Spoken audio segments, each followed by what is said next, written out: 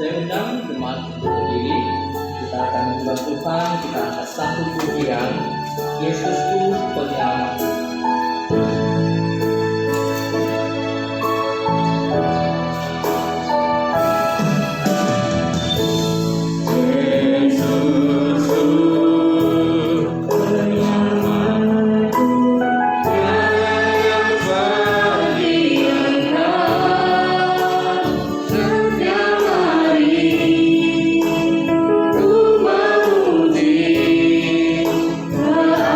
Keajaiban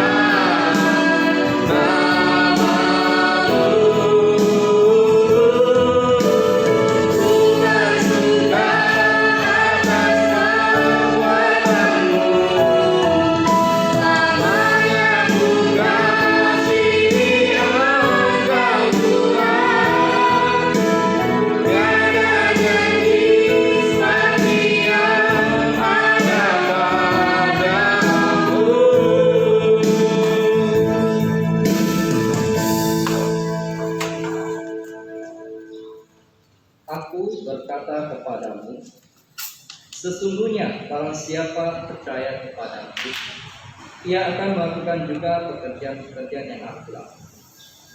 Bahkan pekerjaan-pekerjaan yang lebih besar daripada itu. Sebab aku pergi kepada Bapa, dan apa juga yang kamu minta dalam namaku, aku akan melakukannya, supaya Bapa dipemuliakan di dalam Anak. Pertolongan kita adalah di dalam nama Allah yang menjadikan langit dan bumi. Turunlah kiranya atas kita sekalian anugerah dan damai sejahtera dari Allah Bapa, Allah Anak, dan Allah Roh. Amin. Kembali kita akan menaikkan satu pujian suci ini.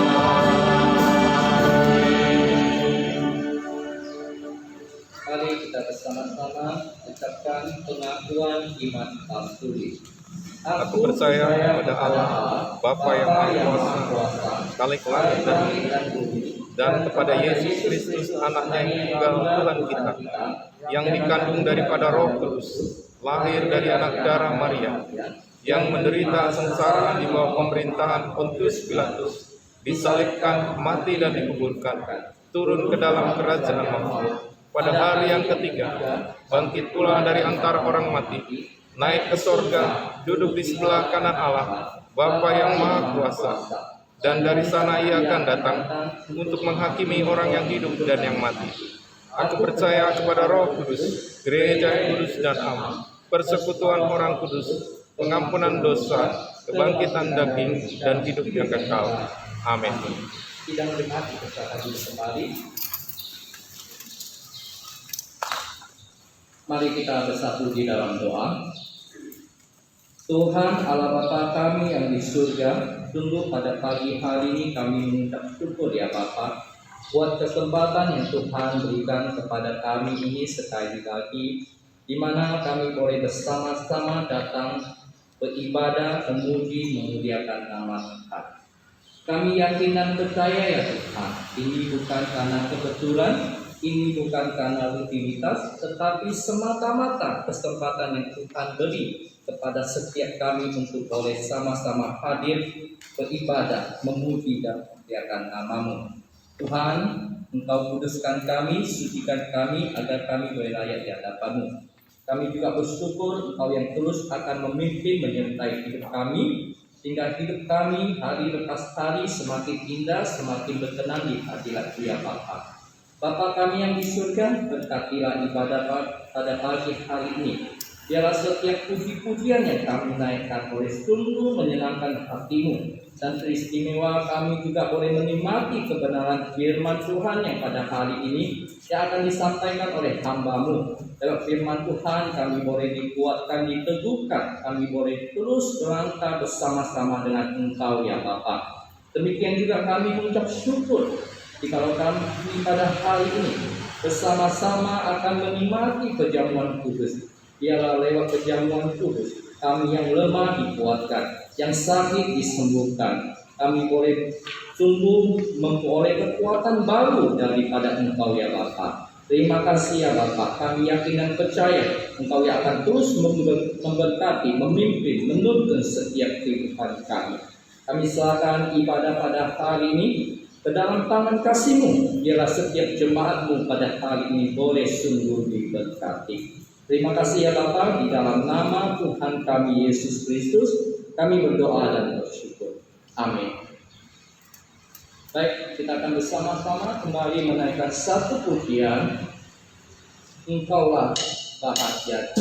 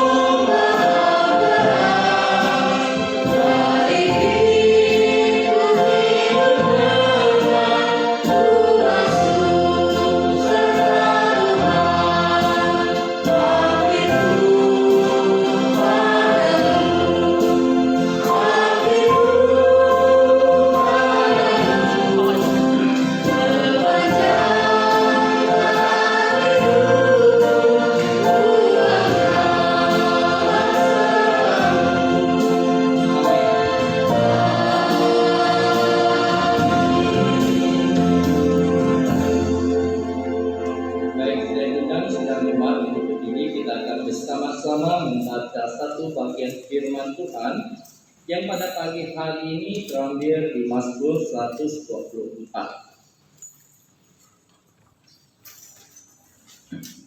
Saya ulangi, firman Tuhan yang pada pagi hari ini akan kita baca terambil di Mazmur 124 ayat 1 sampai ke 8. Seperti biasa, kita akan membaca Mazmur ini saling bertanggap-tanggapan. Saya akan membaca judulnya.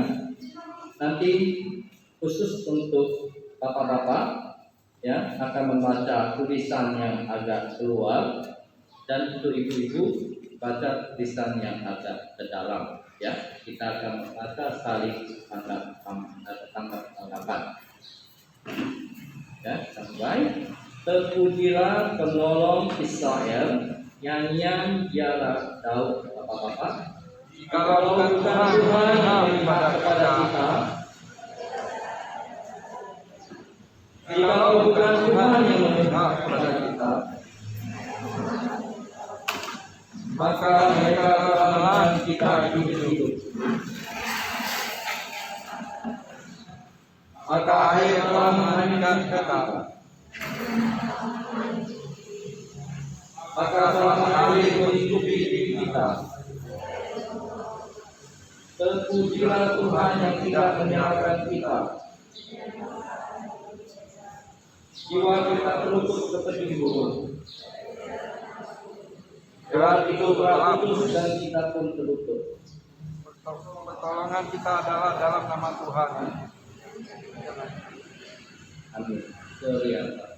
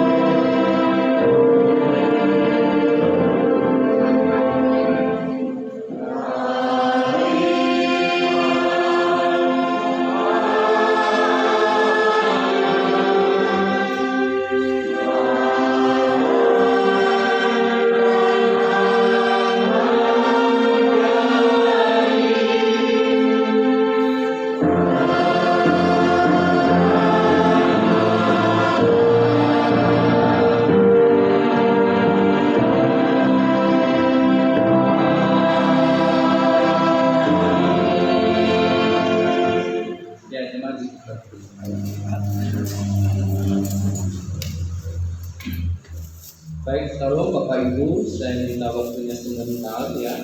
Ada yang akan saya sampaikan mengenai pembangunan gereja kita, jadi proses maupun pembangunan gereja kita ya.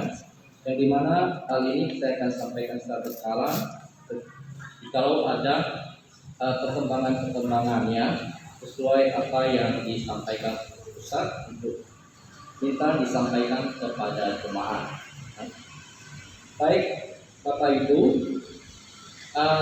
puji Tuhan ya, walaupun masa pandemi ini proses maupun kelanjutan daripada pembangunan gereja kita boleh terus langsung ya. Sebelumnya saya mau ajak kita bersama-sama ya membaca satu bagian firman Tuhan untuk kita mengingatkan kembali betapa pentingnya ya kita semua terlibat di dalam pembangunan rumah Tuhan ini ya. Saya akan bacakan untuk Bapak Ibu ya di Hagai 2 ya. Hagai pasal yang kedua. Saya mulai dengan ayat yang ke-15 saya akan bacakan ya. Ayat yang ke-16 saya akan bacakan. Judulnya adalah pembangunan bait suci mendatangkan berkat. Maka sekarang perhatikanlah mulai dari hari ini dan selanjutnya, sebelum ditaruh orang batu demi batu untuk membangun bait Tuhan. Bagaimana keadaanmu ketika orang pergi melihat suatu timbunan gandum yang seharusnya sebanyak 20 kantang, hanya ada 10. Dan ketika orang pergi ke tempat pemerasan anggur untuk mencendok 50 takar, hanya ada 20. Aku telah mengumpul kamu dengan hama dan penyakit gandum dan segala yang dibuat tanganmu dengan hujan batu, namun kamu tidak berbalik kepadaku. Demikian firman Tuhan. Perhatikanlah mulai dari hari ini dan selanjutnya, mulai dari hari yang ke-24 bulan ke-9, mulai dari hari diletakkannya dasar bait Tuhan. Perhatikanlah apakah benih masih tinggal tersimpan dalam lubung, dan apakah pohon anggur dan pohon ara, pohon delima dan pohon zaitun belum berbuah. Mulai dari hari ini aku akan memberi berkat. Ya Bapak Ibu, ini satu bagian firman Tuhan yang juga secara pribadi menguatkan saya ya, bahwa membangun rumah Tuhan itu mendatangkan berkat. Ya, secara manusia, secara pribadi saya merasakan ketika saya memandang ke kanan, ketika saya memandang ke kiri, bahkan ke belakang, itu tidak ada siapa-siapa lagi.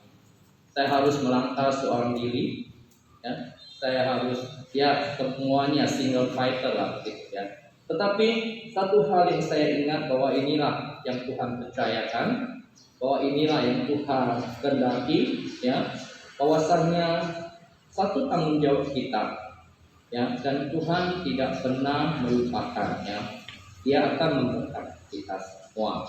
Demikian juga saya sampaikan kepada jemaat semuanya yang tanpa dukungan maupun tanpa support dari Bapak Ibu, tentu pembangunan ini ya tidak akan istilahnya berjalan dengan baik. Tetapi jika Bapak Ibu menyadari bahwa ini satu tanggung jawab yang Tuhan berikan kepada kita semua, dan kita bawa di dalam Tuhan, dan Tuhan memberkati kita, dan rumah Tuhan ini akan selesai sesuai dengan waktu Tuhan.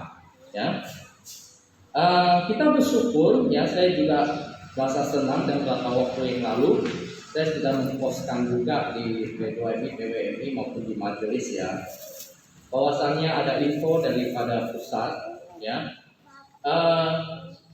penutup aluminium dan juga kaca sudah dalam tahap pengiriman, jadi tidak ada masalah lagi. Di kedutaan Singapura itu sudah beres, semua legalitasnya, semua surat rekomendasinya sudah keluar, dan puji Tuhan pengirimannya itu nanti akan sampai atau lewat Singapura ke Pelabuhan Kijing.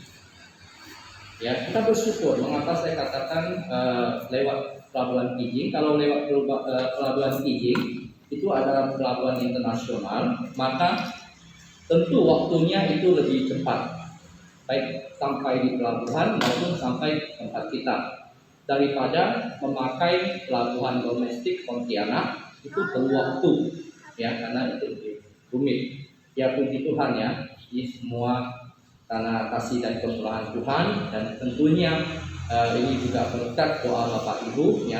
Kita akan terus berdoa, ya, agar semua proses berjalan dengan baik, berjalan dengan lancar sampai dengan waktu pemasangan, sampai tukangnya sampai di sini, ya, sampai selesai lah.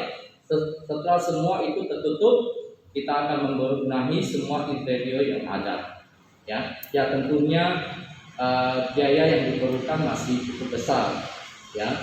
Kalau yang pengiriman aluminium maupun yang kaca ini, yaitu sumbangan dari Singapura, ya, bantuan dari Singapura itu ditaksirkan kemarin saya baca surat rekomendasinya itu sebesar hampir $100.000 Amerika Serikat, ya, 100.000 US.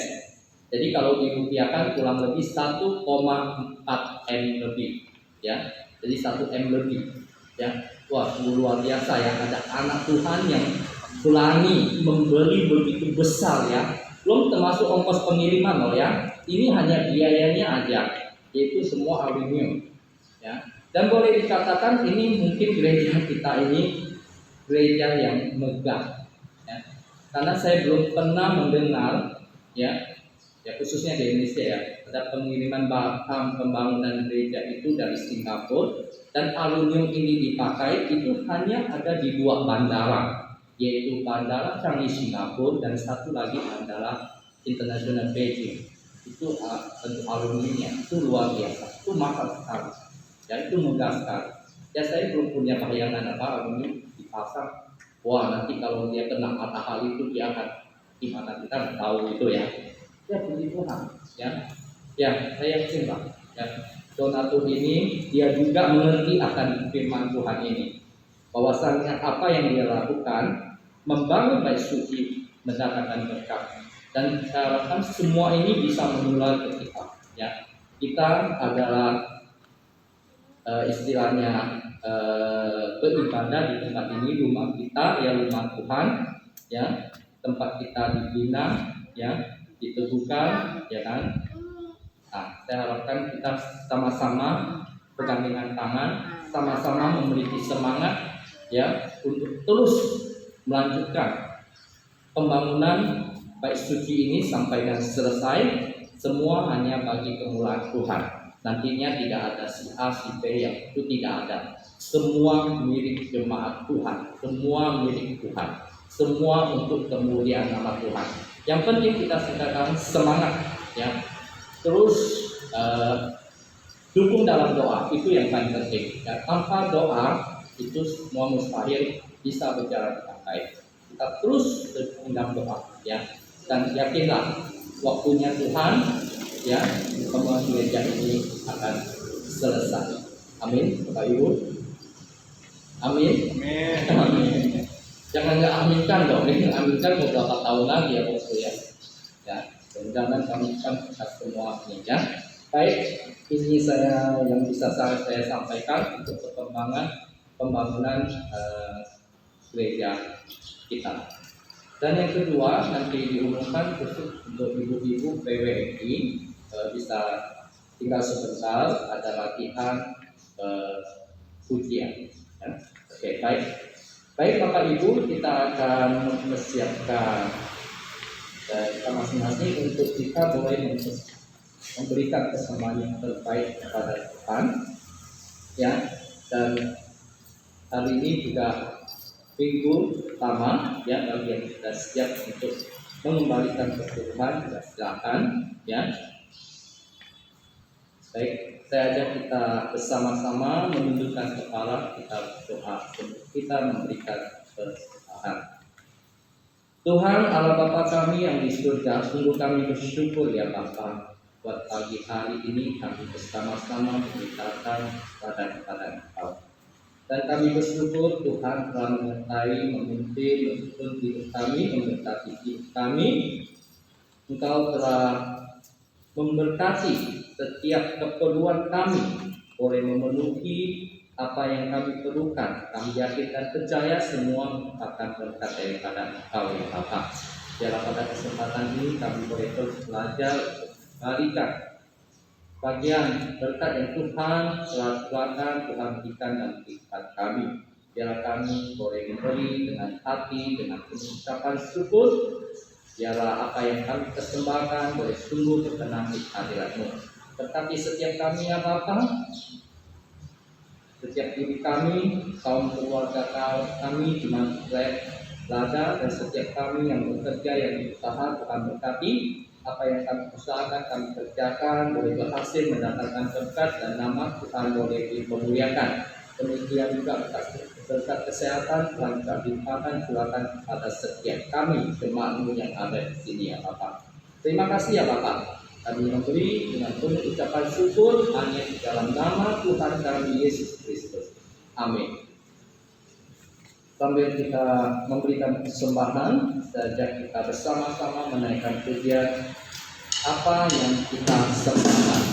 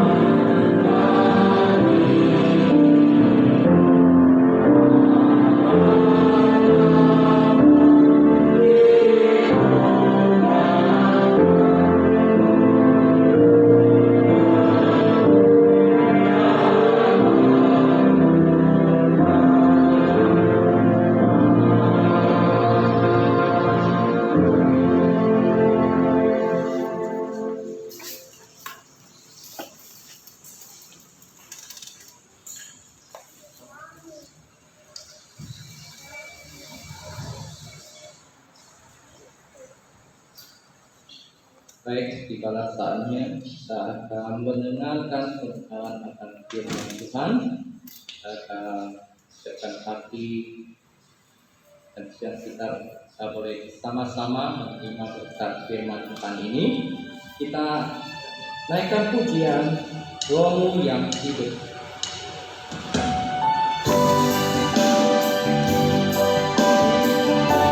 Firman Tuhan pada pagi hari ini akan disampaikan Bapak Pengawas Sidang kita melalui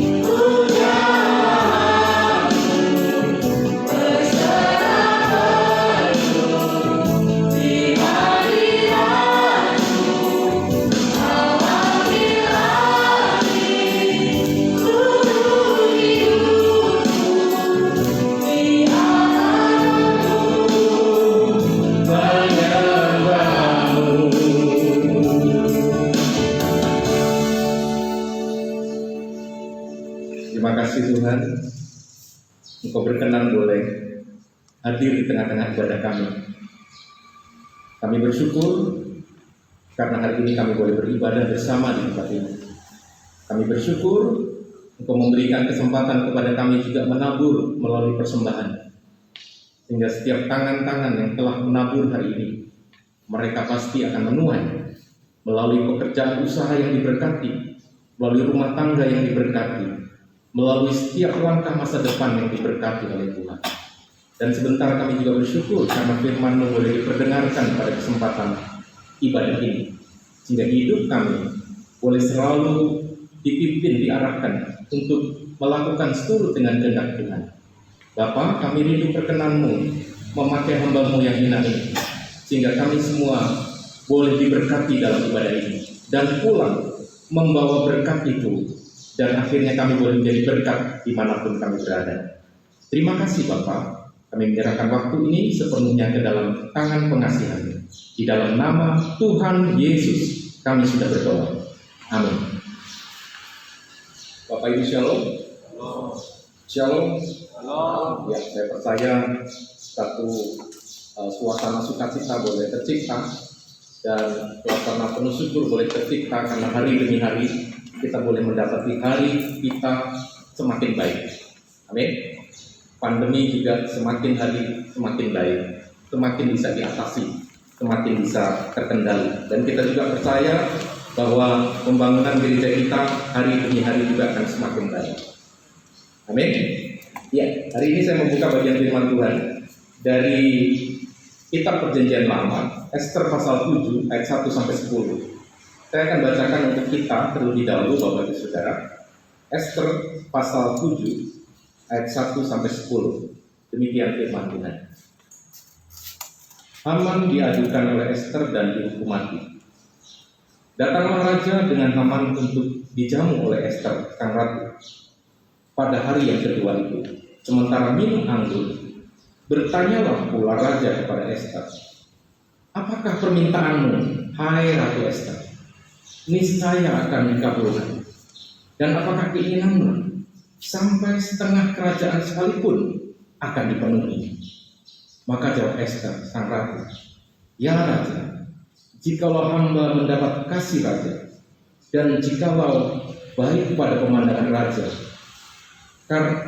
karuniakanlah kiranya kepada hamba nyawa hamba atas permintaan hamba, dan bangsa hamba atas keinginan hamba. Karena kami hamba serta bangsa hamba telah terjual untuk dipunahkan, dibunuh, dan dibinasakan. Jikalau seandainya kami hanya dijual sebagai budak laki-laki dan perempuan, niscaya hamba akan berdiam diri. Tetapi malapetaka ini tiada taranya di antara bencana yang menimpa raja. Maka bertanyalah Raja Ahasweros kepada Ester, sang ratu, siapakah orang itu? Dan di manakah dia yang hatinya mengandung niat akan berbuat demikian? Lalu jawab Ester, penganiaya dan musuh itu ialah Haman, orang jahat ini. Maka Haman pun sangatlah ketakutan di hadapan raja dan ratu. Lalu bangkitlah raja dengan panas hatinya daripada minum anggur dan keluar ke taman istana. Akan tetapi Haman masih tinggal untuk memohon nyawanya kepada Ester, sang ratu, karena ia melihat bahwa telah putus niat raja untuk mendatangkan celaka kepadanya. Ketika raja kembali dari taman istana ke dalam ruangan minum anggur, maka Haman berlutut pada katil tempat Ester berbaring. Maka titah raja, masih jugakah ia hendak menggadai sang ratu di dalam istana sendiri? Tatkala titah raja itu keluar dari mulutnya, maka diselubungi oranglah muka Haman. Sebab Harbona, salah seorang sida-sida yang di hadapan raja, lagi pula tiang yang dibuat Haman untuk Mordekai, orang yang menyelamatkan raja dengan pemberitahuannya itu, telah berdiri di dekat rumah Haman, 50 hasta tingginya. Lalu titah raja, sulakan dia pada tiang itu. Kemudian Haman disulakan pada tiang yang didirikannya untuk Mordekai. Maka surutlah panas hati raja. Amin.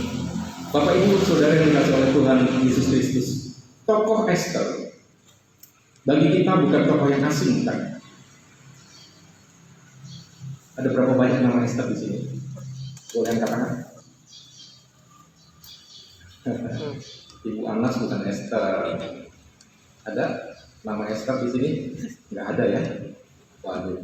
Nanti kalau punya anak kasih nama Ester lah ya. Bagus kan?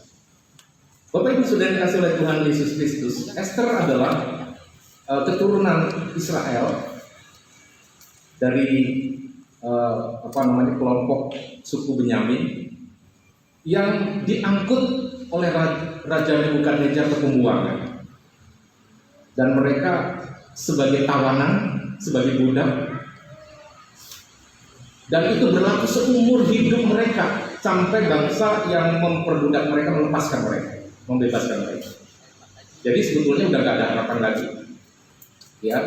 Nah, Ester ini tinggal di bagian daerah kekuasaan Ahasweros yang berkuasa cukup luas, loh, saudara, cukup besar.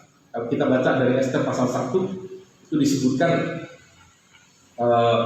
ada daerah kekuasaan yang saudara sangat luas, ya, merajai 127 daerah mulai dari India sampai Ethiopia. Ya, kan? Saya sih belum bisa membayangkan, hanya bisa melihat peta. Ini cukup luas, loh, saudara. Raja ini berkuasa. Dan singkat cerita, kenapa Ester kemudian menjadi ratu? Itu juga sebuah mujizat. Itulah yang saya kemas dalam tema hari ini, karena perkenan Tuhan. Kalau nggak karena perkenan Tuhan, nggak mungkin. Begitu. Jadi sesuatu yang tidak mungkin kita kerjakan, tetapi kita bisa. Itulah mujizat, kan? Dan itu terjadi karena perkenan Tuhan. Bayangkan Ester sebagai budak, ya, tinggal di negeri orang sebagai budak, ya, bangsa yang ditawar, dijadikan budak. Tetapi ketika ia ikut kontes, ikut sebuah perlombaan untuk menjadi ratu, tentunya bukan sebuah persaingan yang mudah, bukan. Tentunya mungkin ada dari pihak putri-putri kerajaan yang lain yang ikut bersaing. Tetapi faktanya Ester terpilih menjadi ratu, menggantikan Wasti. Dan itulah yang dimaksud dengan diperkenan oleh Tuhan, Bapak Ibu Saudara. Berapa banyak di antara kita yang rindu hidupnya diperkenan Tuhan, Bapak Ibu Saudara? Berapa banyak? Hari ini Bapak Saudara hadir rindu bahwa hidup saya Tuhan, perkenankanlah hidup saya seperti ini Tuhan, seperti ini Tuhan, saya rindu ini Tuhan, perkenankanlah Tuhan. Rasanya Bapak Saudara, kalau sudah Tuhan yang berkenan, orang mungkin merancangkan yang buruk, tapi Tuhan bisa ubah menjadi kebaikan bagi kita. Itu dasarnya Bapak Saudara. Makanya kita sebagai umat Tuhan, yang paling menjadi prioritas dalam hidup kita adalah bagaimana kita mengejar perkenan Tuhan itu, Bapak Ibu. Ini gambaran daripada Ester. Apa artinya diperkenan oleh Tuhan, Bapak Ibu Saudara? Mari sedikit kita belajar. Saya tidak ingin terburu-buru agar Bapak Ibu Saudara boleh paham bagian ini, Bapak Ibu Saudara. Ya. Di latar belakang ketidaktaatan Ratu Wasti kepada Raja Ahasuerus, para penasihat kerajaan menyarankan raja memberi pengganti, mencari pengganti ratu. Maka diadakanlah seleksi untuk mencari calon permaisuri bagi raja. Mendengar hal itu, Bapak Saudara, Mordekai itu siapa? Pamannya Ester. Ester ini yatim piatu, Bapak Saudara. Ya, nggak punya bapak, nggak punya ibu, tapi dia punya paman. Dia diangkat dari anak. Ikut betapa hidupnya suram sekali, Bapak Saudara, Ester ini. Ya, sedih sekali saya ketika membaca bagian ini. Ester ini menyedihkan. Bagaimana masa depannya? Ya, dia yatim piatu, nggak punya orang tua. Dibuang lagi ya ke Babel. Untung masih ada orang baik, pamannya, diangkat dia jadi anaknya. Dan pada waktu kesempatan ini muncul ketika Raja Ahasuerus memutuskan mencari ratu, maka Mordekai mengambil kesempatan. Ya, dia sodorkan anak ini. Ya, dia sodorkan anak ini, Saudara. Ya, untuk dipilih menjadi ratu. Bapak Ibu Saudara yang dikasihi oleh Tuhan Yesus Kristus. Ini bukan mudah saya katakan tadi. Ini sangat sulit. Saya coba membayangkan, saya coba merenungkan. Enggak mungkin. Tetapi lagi-lagi inilah yang namanya perkenan Tuhan itu, Saudara. Kalau Tuhan berkenan, enggak ada yang sulit, ya, Saudara. Yang sulit itu pikiran kita. Termasuk gedung gereja kita ini, bukan? Kalau pikiran kita, kekuatan kita, enggak mungkin, loh, Saudara. Tapi kita kejar perkenan Tuhan. Kita cari perkenan Tuhan, percayalah.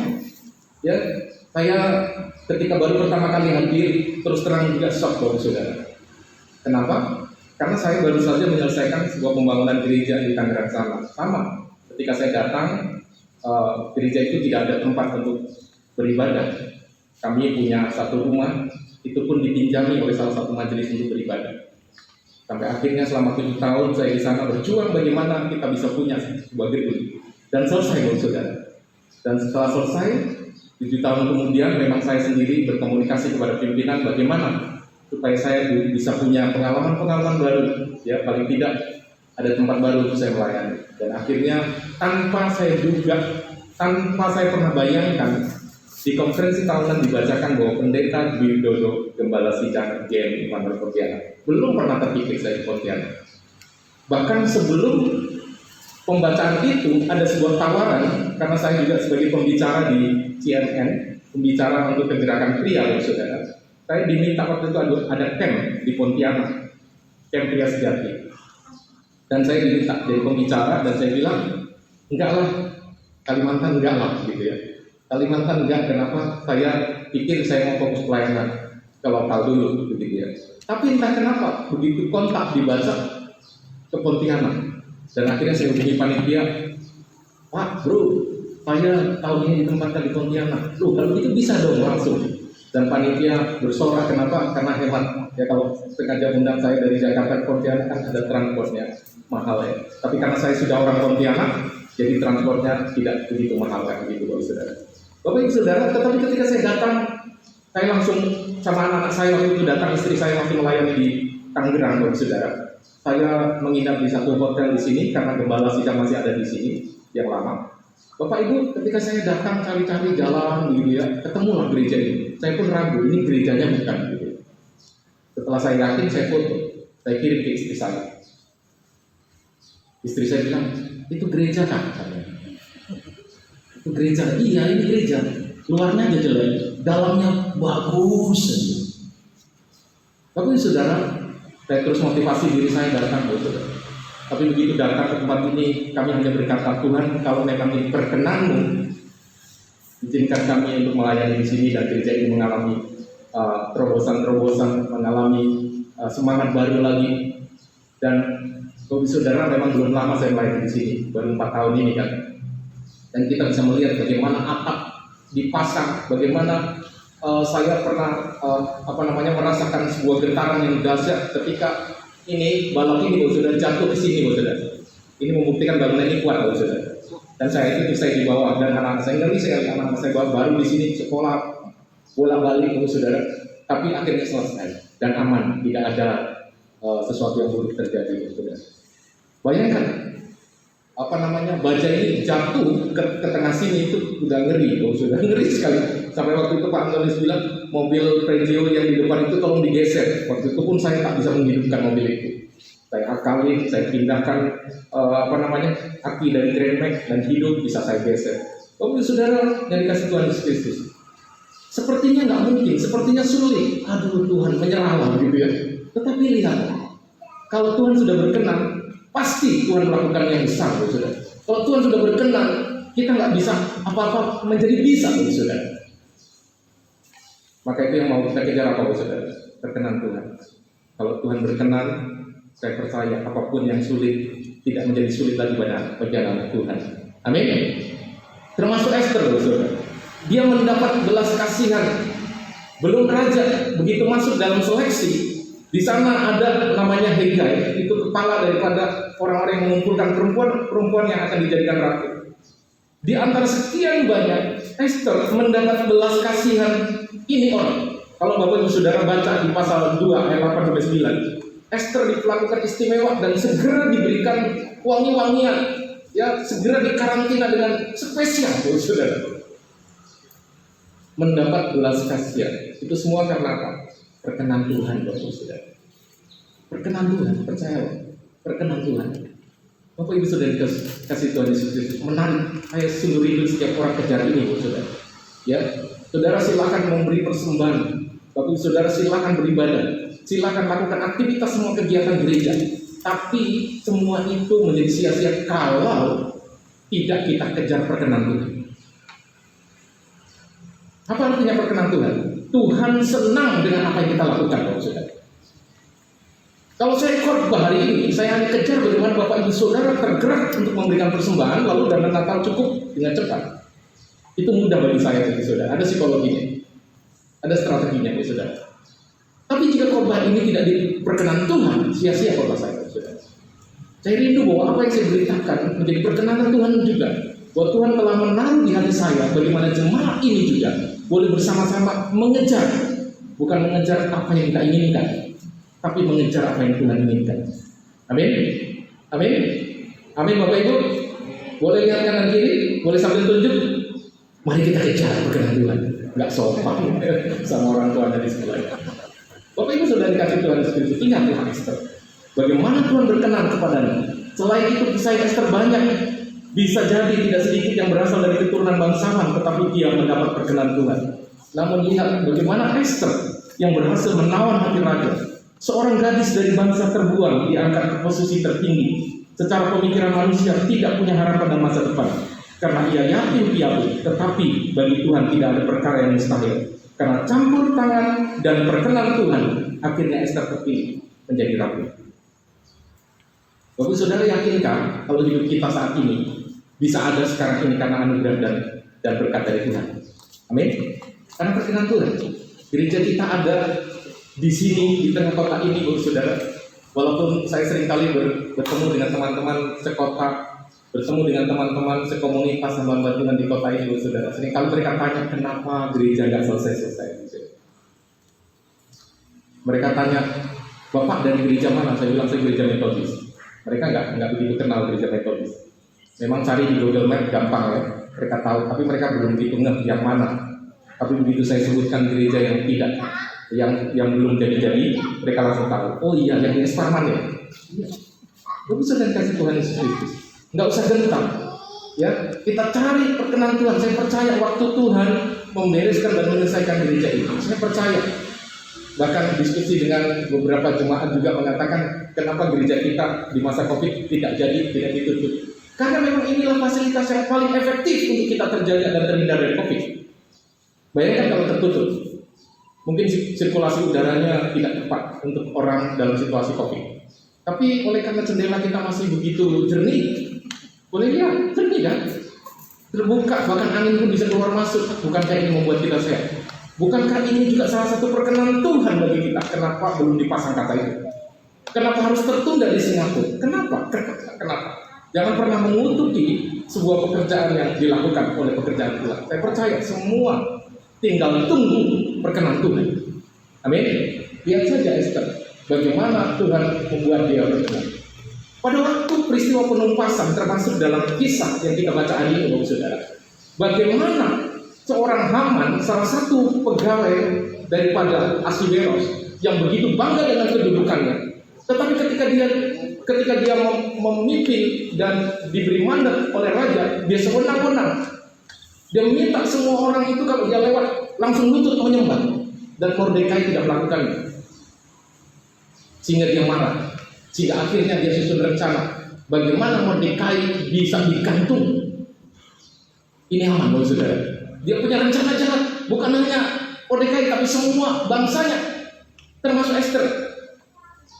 Dia bangsa Yahudi, orang Israel, saudara.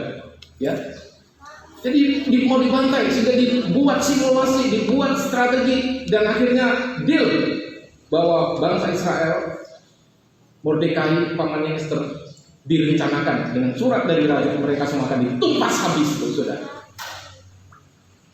Tetapi perhatikan bagaimana Tuhan berkenan membebaskan umat Israel, saudara.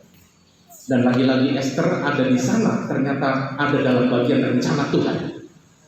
Maka saya terlalu yakin bahwa setiap kita ada di satu tempat pasti ada rencana dan bagian yang Tuhan sedang kerjakan melalui kita. Kenapa Esther harus terpilih menjadi ratu di sana? Karena ada satu peran yang penting untuk menyelamatkan sebuah bangsa yang besar. Ada sebuah perkenan Tuhan bukan saja menyelamatkan pribadi Esther, tapi lebih lagi Esther akan dipakai untuk menyelamatkan bangsanya dari peristiwa pembantaian yang direncanakan oleh Haman. Loh, Bapak Saudara, hidup kita ini bukan hanya diberkati sendiri, saudara. Hidup kita ini bukan hanya dirancang oleh Tuhan untuk mendapat perkenannya sendiri, saudara. Justru dalam hidup kita ada rencana Tuhan yang besar untuk sebuah bangsa diselamatkan, Bapak Saudara.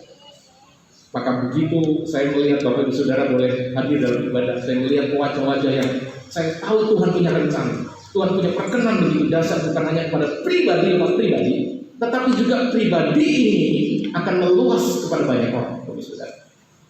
Kembali lagi mari kita boleh dengar-dengaran maksud Tuhan dalam kehidupan kita.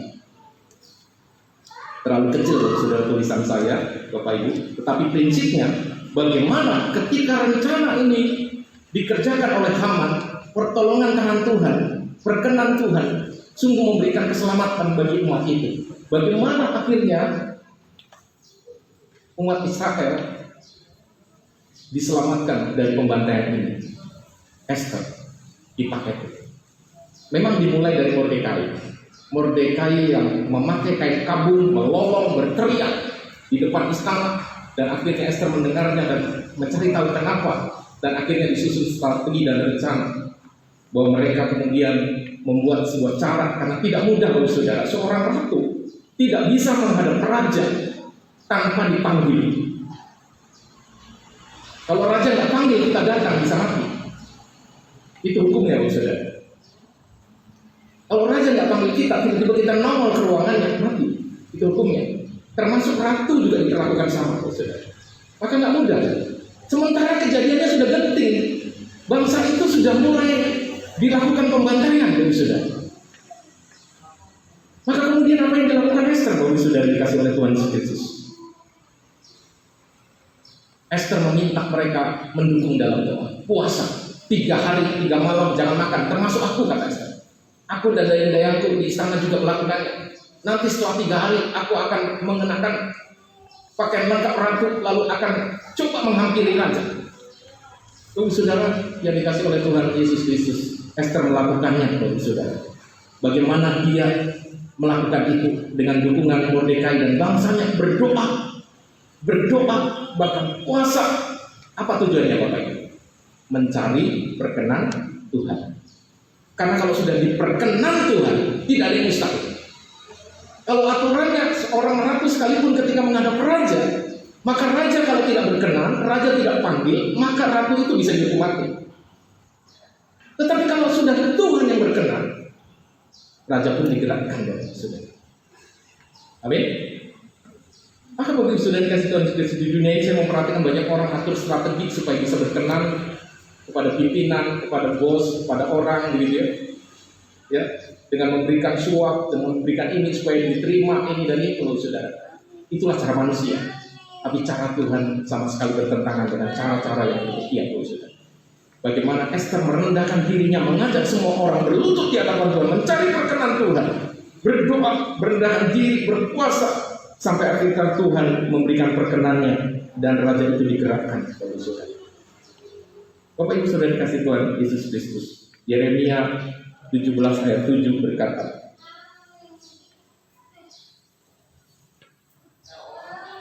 diberkatilah orang yang mengandalkan Tuhan, yang menaruh harapannya pada Tuhan.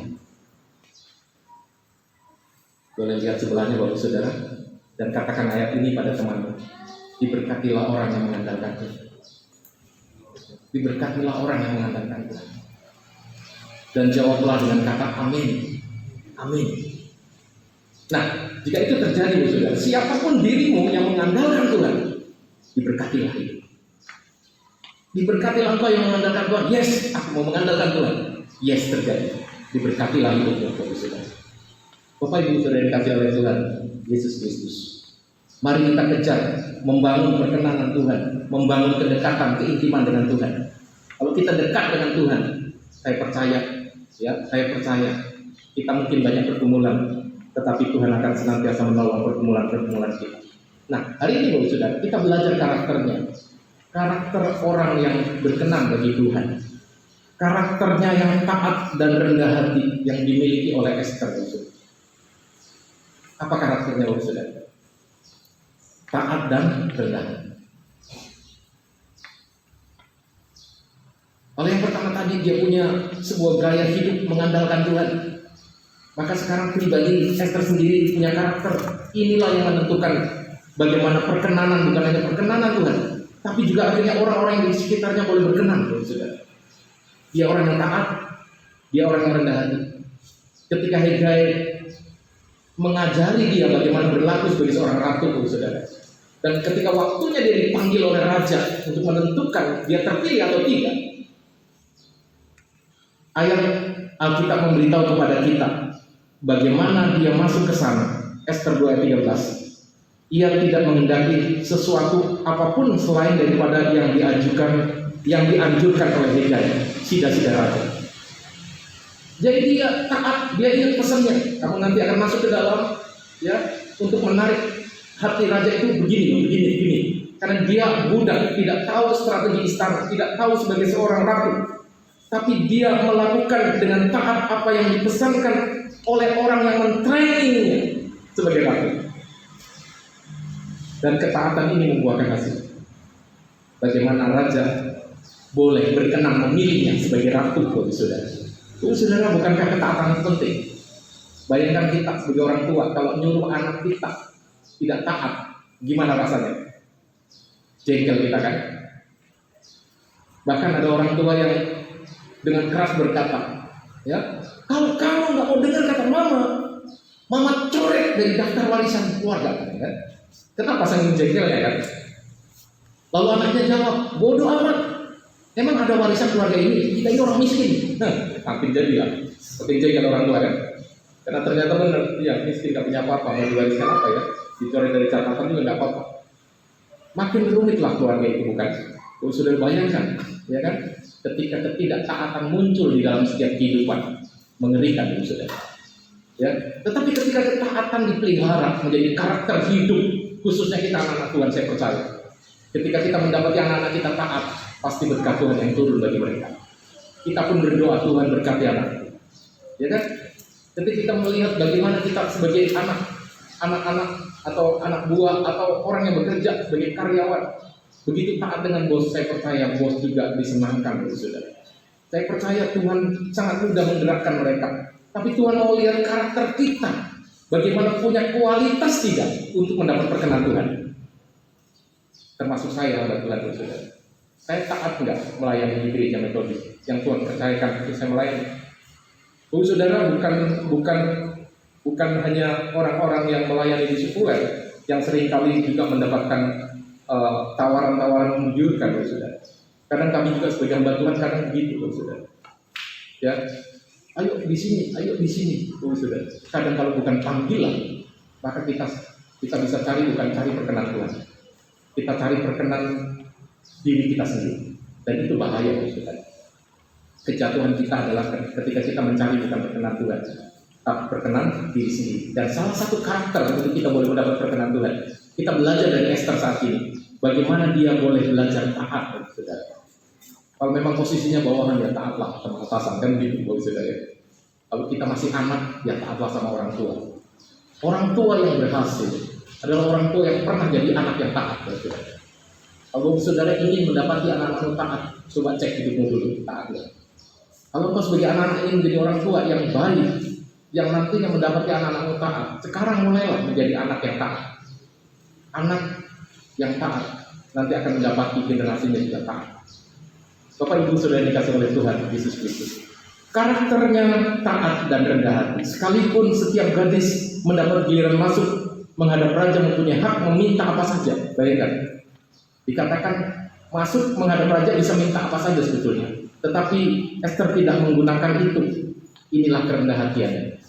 Dia fokus pada tujuan. Dia masuk menghadap raja. Ketaatan Esther ini akhirnya membuahkan hasil, saudara. Rahasia Esther mengalami perkenan demi perkenan adalah hidup ketaatan. Dia taat sama Mordekai. Dia taat, walaupun hanya paman. Dia disuruh ikut, saudara. Dia disuruh tampil, dia tampil, saudara. Coba bayangkan, saudara. Di tempat ini kalau ada roh ketaatan, saya percaya gereja ini sangat mudah untuk berkembang dan maju, saudara. Tapi ketika ada roh ketidaktaatan, itulah yang merusak gereja, saudara. Dimanapun, saudara. Tapi saya percaya di ruangan ini semua adalah orang-orang yang punya karakter ini. Karakter yang taat. Taat apa yang Tuhan perintahkan untuk kita lakukan, kita lakukan dengan baik. Kita diberi tugas sebagai pendeta, ya jadilah pendeta yang baik di tempat ini.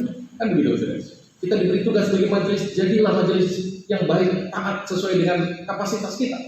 Kita diberi tugas sebagai pelayan, jadilah pelayan yang baik sesuai dengan kapasitas kita. Itulah rahasia Esther mengalami perkenan demi perkenan. Adalah bagaimana dia memiliki ketaatan. Bapak Ibu Saudara dikasih oleh Tuhan Yesus, ketaatan itu melampaui pengertian. Karena kita nggak ngerti, tapi jika kita taat, disitulah datang perkenan Tuhan. Kita belajar dari Abraham, nggak ngerti dia mau disuruh kemana, daerah apa itu, tapi dia taat. Itulah iman. Kalau kita tunggu ngerti, baru kita melakukan, maka itu tidak ada iman, saudara. Tapi ketika kita tahu ini Tuhan meminta, lalu kita taat walaupun belum ngerti, saya percaya Tuhan memberikan perkenannya kepada orang-orang yang demikian, saudara. Bapak Ibu yang dikasih oleh Tuhan Yesus Kristus. Yakobus 4 ayat 6 berkata, tetapi kasih karunia yang dianugerahkannya kepada kita yang lebih besar daripada itu. Karena itu ia berbicara. Ia katakan, Allah menentang orang yang congkak, tetapi mengasihani orang yang rendah hati. Inilah karakter yang diperkenan Tuhan, Bapak Saudara. Saya percaya di sini banyak orang hebat, banyak orang luar biasa. Tapi kalau kita sombong, maka itu mendahului kehancuran kita, Bapak Saudara. Ada banyak orang kalau sudah di atas biasanya kan sombong, saudara.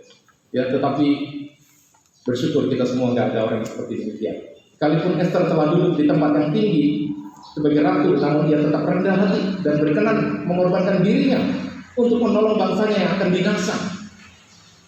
Dia posisi nyaman. tapi dia bersedia menjadikan dirinya tidak nyaman. Yuk puasa 3 hari 3 malam, yuk. Lalu kemudian terjadilah perkenan Tuhan, saudara. Walaupun sebetulnya dia posisi sudah sangat tinggi. Banyak orang setelah diberkati, setelah posisinya tinggi, lupa bahwa saudara, ya kan? Kalau bahwa saudara kan rendah ya, walaupun sudah diberkati luar biasa, tetapi tetap rendah hati ya. Amin. Boleh lihat sebelahmu bilang, aku tetap rendah hati ya. Ngomong ya namanya ya, kalau bilang gitu ya. Bapak Ibu sudah dikasih oleh Tuhan Yesus Kristus. Esther tetap rendah hati, bahkan bersedia mempertaruhkan nyawanya. Amsal 16:18 berkata, kecongkakan mendahului kancuran dan tinggi hati mendahului kejatuhan. Mari kita bangun karakter rendah hati. Ya, bagaimana kita walaupun posisi tinggi, tapi bersedia bersama-sama melayani, bersama-sama bekerja menggerakkan hati Tuhan, mencari perkenan Tuhan. Maka saya menyimpulkan, saudara, siapa yang diperkenan Tuhan? Pertama, saudara, dia yang mengandalkan Tuhan. Jadi hari ini kalau kau memutuskan mengandalkan Tuhan, maka ini satu langkah untuk Bapak, Ibu, Saudara, dan saya mendapat perkenan Tuhan.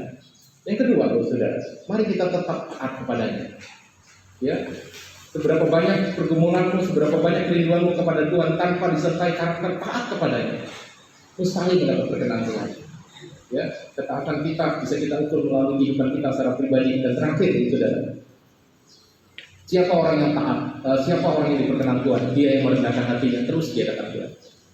Ya, tidak ada yang bisa kita sombongkan di hadapan Tuhan. Semua adalah anugerah dan berkat Tuhan. Kalau kita diberkati semua dari Tuhan, maka kembali semua untuk kemuliaan nama Tuhan. Amin. Mari kita berdoa. Terima kasih Bapa, anugerah yang begitu besar, memberikan kepada kami sebuah anugerah demi anugerah. Bahkan hari ini begitu jelas Tuhan berbicara kepada kami untuk kami boleh mengejar bukan apa yang kami inginkan, tetapi perkenanan Tuhan yang kami kejar. Biarlah kami belajar dari Esther, orang yang mengandalkan Tuhan, sehingga apa yang tidak mungkin menjadi mungkin. Dia yang tidak mungkin menjadi ratu dimungkinkan karena Tuhan berkenan, karena dia mengandalkan Tuhan. Kami mau belajar karakternya yang taat. Biarlah kami seorang anak boleh terus belajar taat kepada orang tua kami. Kalau kami seorang istri, biarlah kami juga taat kepada suami. Kalau kami seorang karyawan, biarlah kami belajar taat kepada bos kami. Jika kami seorang pelayan, biarlah kami terus taat kepada Tuhan, memberikan pelayanan kepada kami. Tuhan, kami juga mau belajar terus rendah hati. Karena ketika kami berkata aku rendah hati, sebetulnya kami sedang menyombongkan diri kami. Biarlah kami terus diuji, kami terus melatih diri kami untuk memiliki karakter-karakter, paling tidak karakter yang dimiliki Esther. Ia orang yang taat, ia orang yang rendah, ia boleh mengandalkan Kau. Demikian hidup kami, sehingga kami boleh mengejar apa yang boleh menjadi perkenan Tuhan di dalam kehidupan. Terima kasih Tuhan. Demikian firman-Mu sudah kami dengar. Biarlah Tuhan terus menolong kami untuk hidup dalam kebenaran. Terima kasih Bapak. Di dalam nama Tuhan Yesus kami sudah berdoa. Amin. Pujian bersama-Mu Bapa menjadi persiapan dan respon kita akan firman, dan juga persiapan kita untuk boleh menerima perjamuan ini.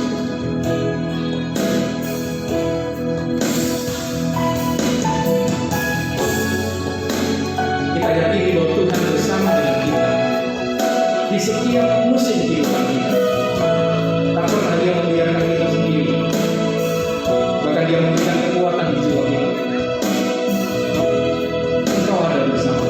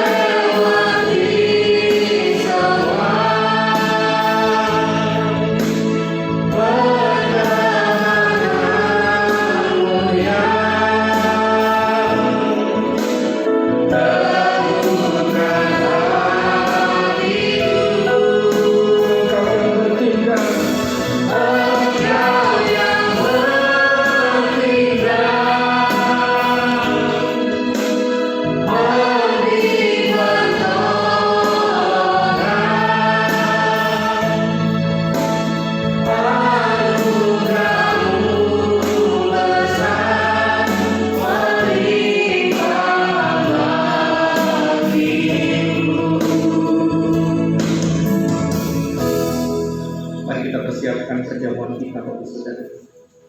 Mari kita menghampiri Tuhan, memohon anugerahnya memberkati roti dan anggur yang kita akan nikmati sebagai lambang tubuh dan darah Yesus yang telah dikurbankan memberi tebusan bagi kami, bagi kita semua. Mari kita berdoa. Tuhan yang Maha Rahman, tiadalah kami berani datang ke meja-Mu ini dengan mengandalkan pada kebenaran kami sendiri, melainkan akan rahmat-Mu yang besar. Sebenarnya kami ini tidak layak sekalipun hanya mengumpulkan remah-remah dari bawah meja, tetapi Engkau yang tidak berubah, yang senantiasa berbelas kasihan, sehingga kami dapat menerima tubuh dan darah anak Yesus Kristus dalam peringatan ini, untuk menyucikan tubuh dan jiwa kami dari semua dosa, dan memperoleh hidup yang berkelimpahan. Maka kami akan tinggal di dalam Kristus, dan Kristus di dalam kami. Amin. Bapak Saudara boleh angkat rotinya di depan Tuhan.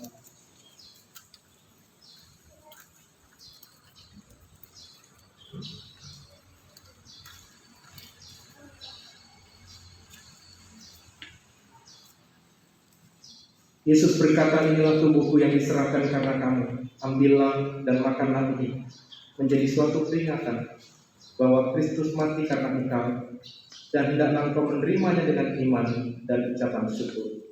Amin.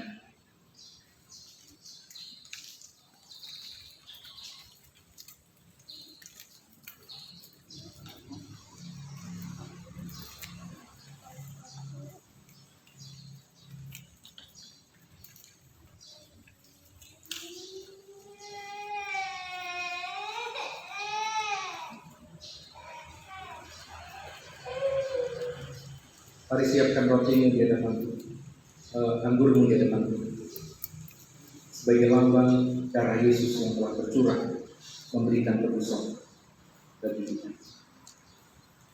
Yesus berkata, inilah darahku, darah perjanjian baru yang ditumpahkan karena engkau. Minumlah ini menjadi peringatan bahwa Kristus mati karena engkau, dan ucapkanlah syukur. Minum.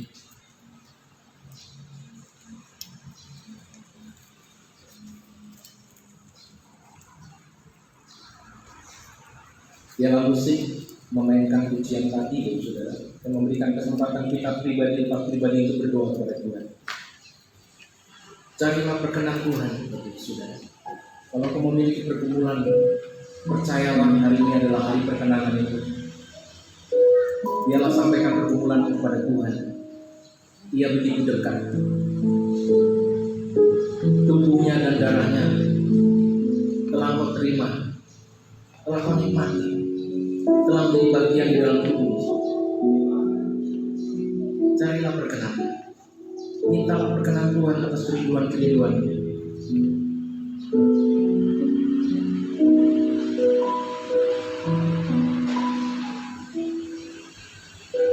Kami percaya Kau ada di tengah kami, Tuhan. Kami percaya Kau tidak akan pernah membiarkan diri kami sendiri, Tuhan. Kami percaya Kau ada di tengah gereja ini, Tuhan. Kami percaya Kau tidak pernah membiarkan kami sendiri menyelesaikan hidup ini, Tuhan. Kami percaya, Tuhan. Kalaupun ini selesai, itu bukan keluarga kami, Tuhan. Tapi oleh karena Tuhan yang ada memakai kami. Berkenanlah memakai kami. Berkenanlah memakai hamba-Mu ini, Tuhan, untuk menyelesaikan pembangunan gereja ini.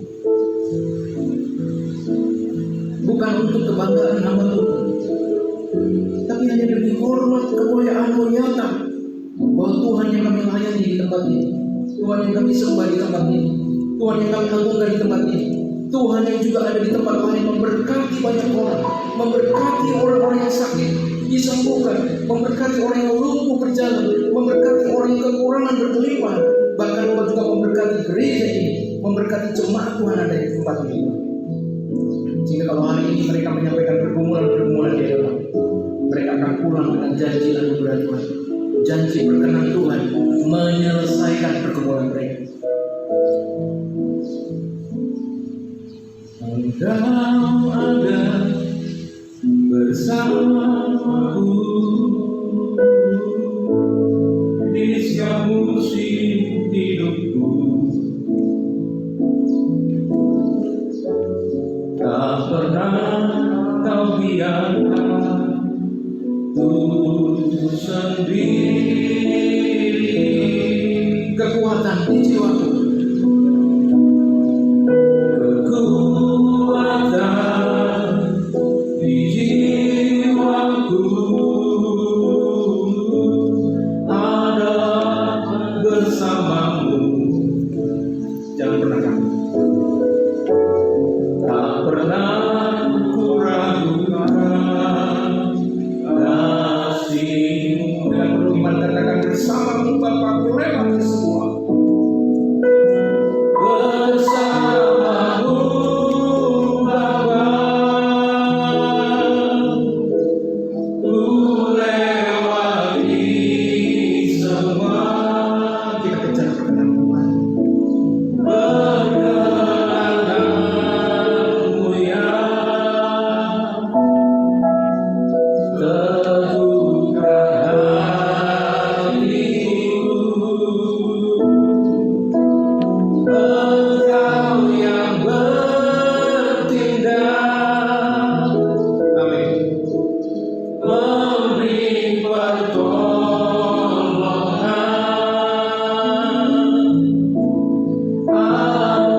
Anugerah-Mu lezat melimpah bagi. Sekali lagi kita naikkan pujian ini dalam sungguh-sungguh Engkau ada bersama di setiap musim. Engkau ada bersamaku di setiap musim hidupku. Tak pernah Kau biarkan ku sendiri. Masih ada kekuatan di jiwaku. Kekuatan di jiwaku, yes, karena ada bersama Tuhan. Bersamamu, katakan tak pernah kurangi kasih. Tak pernah kuragukan kasih-Mu. Bersamamu Bapa, ku lewati semua. Bersamamu Bapa, ku lewati semua. Perkenanmu ya teguhkan hatiku. Engkau yang bertindak, memberi pertolongan.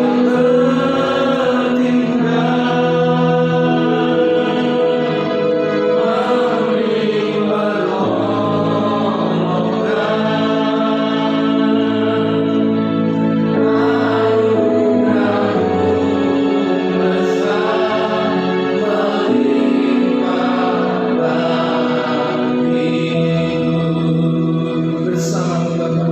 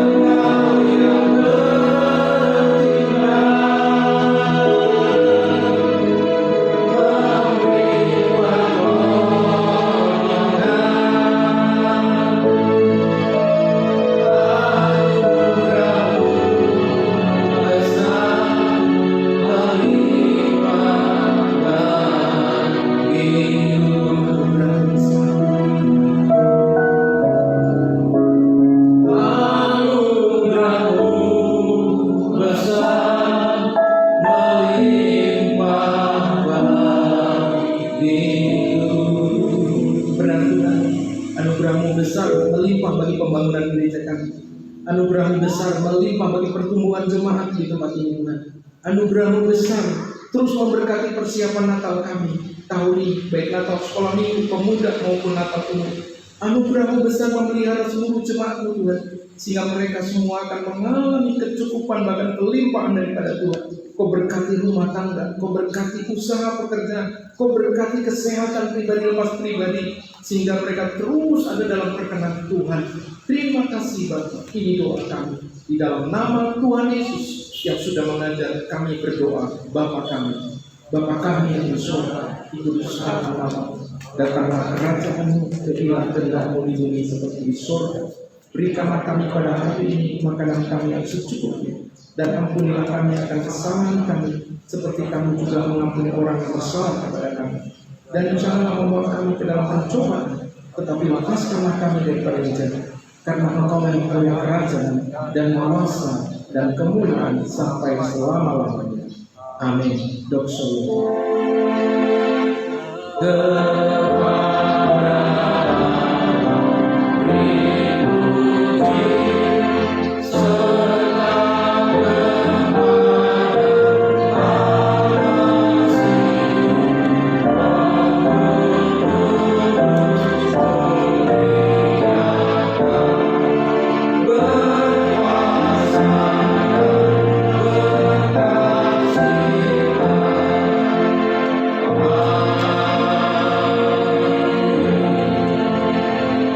Mari saudara-saudara pulanglah dengan sebuah visi bahwa hidup kita harus terus mencari perkenan Tuhan. Arahkanlah hidup kepadanya dan terimalah berkatnya. Tuhan memberkati engkau dan melindungi engkau. Tuhan menyinari engkau dengan wajahnya dan memberi engkau kasih karunia. Tuhan menghadapkan wajahnya kepadamu dan memberi engkau damai sejahtera dari saat ini besok bahkan sampai selama-lamanya. Amin.